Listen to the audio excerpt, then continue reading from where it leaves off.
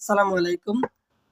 যারা TikTok use করেন আপনাদের জন্য সুখবর। সেটা হচ্ছে এখন থেকে টিকটকে মনিটাইজেশন অপশনটা চলে আসছে।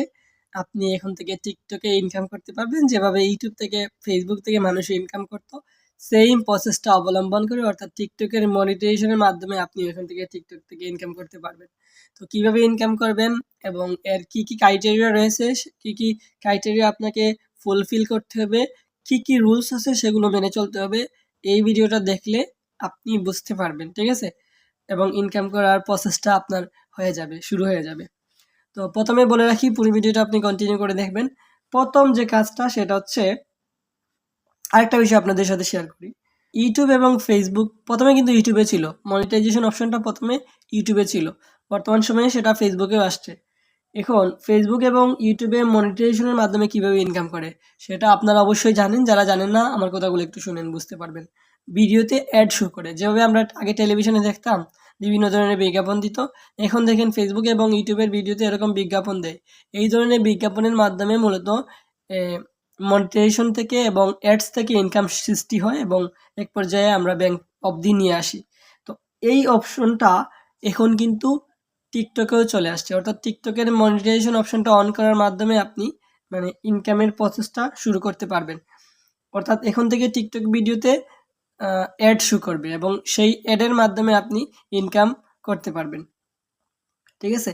তো এখন কথা হচ্ছে যে কারা আসলে ইনকাম করতে পারবেন, টিকটকের কোন সিস্টেমটা হতে হবে, সেটা হচ্ছে যাদের টিকটক অ্যাকাউন্ট আছে কিন্তু টিকটকের যে আরেকটা অপশন আছে সেটা হচ্ছে বিজনেস অ্যাকাউন্ট। আপনাকে আপনার টিকটক অ্যাকাউন্টটাকে বিজনেসে রূপান্তর করে নিতে হবে।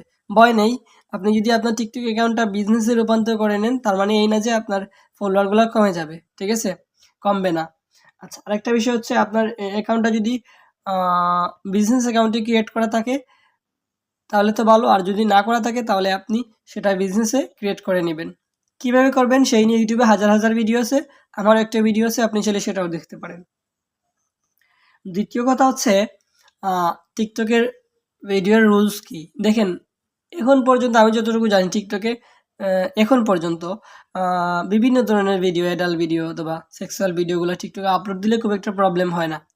কিন্তু টিকটকের মনিটাইজেশন অপশন আসার পর থেকে আপনি আর ওই সেক্সুয়াল ভিডিওগুলা অথবা মারামারির ভিডিওগুলা, কাটাকাটি রক্তাক্ত ভিডিওগুলা, যেগুলা মানে ফেসবুকে এলাও করে না বা টিকটক ইউটিউবে এলাও করে না, ওইরকম ভিডিও আপনি দিতে পারবেন না, ঠিক আছে?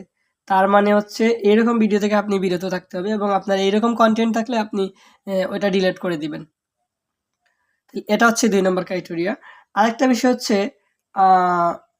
টিকটকের কিছু তাদের কমিউনিটি গাইডলাইন্স আছে, সেই রুলসগুলো আপনাকে মেনে চলতে হবে।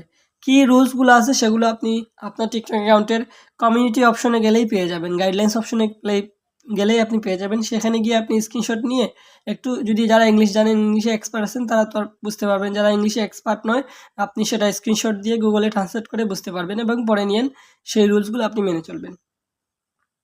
এই ক্রাইটেরিয়াগুলো যদি আপনি মেনে চলতে পারেন তাহলে টিকটক থেকেও আপনি ইনশাল্লাহ ইনকাম করতে পারবেন। টিকটকের আরও কিছু আপডেট আমি আপনাদের সাথে শেয়ার করব, তবে অবশ্যই আপনারা যে কাজটা করবেন আমার সাথে থাকবেন, কানেক্টেড থাকবেন, তাহলে সেই আপডেটগুলো পেয়ে যাবেন।